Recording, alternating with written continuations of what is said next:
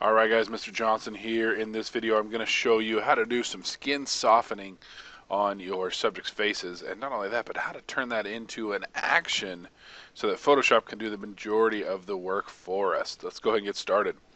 First thing we need is to be able to see our actions palette. If you can't see yours, bring your mouse over to the top of your screen, go to Window, make sure Actions is checked, or press Alt F9. And this will bring up our Actions box. Let's move it out of the way over here.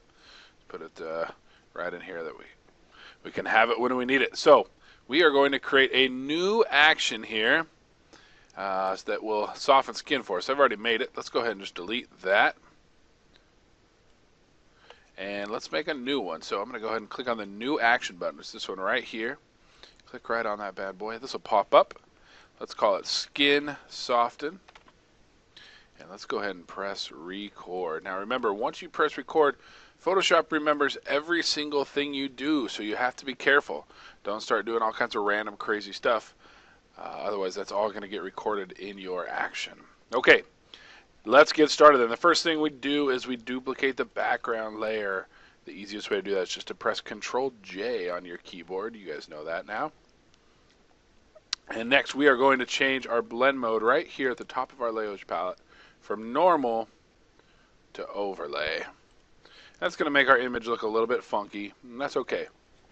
That is okay. Our next step is to go to Filter, Other, High Pass. It can be found right here.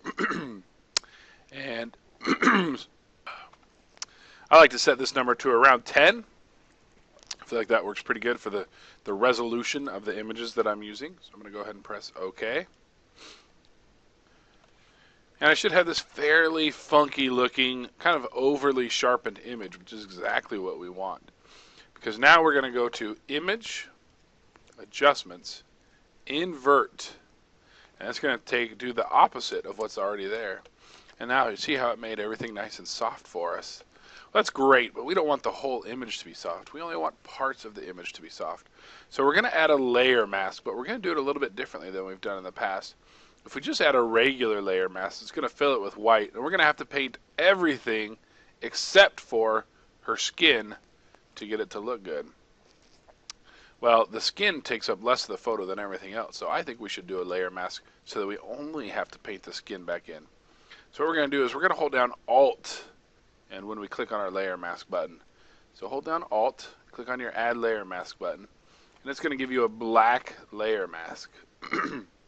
Now at this point, normally we would come in and start layer masking out the face, the skin, but since we're recording an action, we're not going to do that because every photo is going to be different. The face is going to be in different spots on every different photo.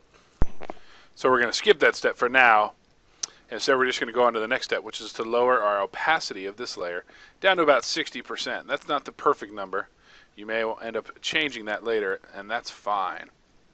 And then the last thing we want to do is set our foreground color here to white, because that's the color we're going to use first. And as long as we're recording the action, let's have Photoshop do that for us. I'm just going to do that by pressing D on the keyboard. D on the keyboard, set that to white for us. At this point, I'm done recording my action. I'm going to go ahead and press stop here on the actions palette, and we should be good to go. If I come over here and I delete this layer that I created, and I come back to Skin Soften and I press play. Very nice. I got a good action here. It got me this. And now all I'm going to do is grab my brush tool. My foreground color is already set to white. I'm going to make a nice big old brush. Make sure I'm using a soft edge. I'm going to go ahead and paint all the skin back in. And that looks pretty good, except for I don't want her eyes and her lips to be soft. I want those to still have their sharp edge. So I'm going to switch to black and move down to a smaller brush, and I'm going to paint the eyes, the lips, maybe even the tip of the nose right there, back in to give that that hard edge to those things back. So let's look at our before and after here. Here's our before and our after. It's very subtle, but it really softens up that skin a little bit and really helps the image look quite a bit better. And that is exactly what we're going for. Remember, good retouching is subtle. It doesn't stand out. It's not obvious. And that's exactly what we want. So there you go. There's part 1 of this video.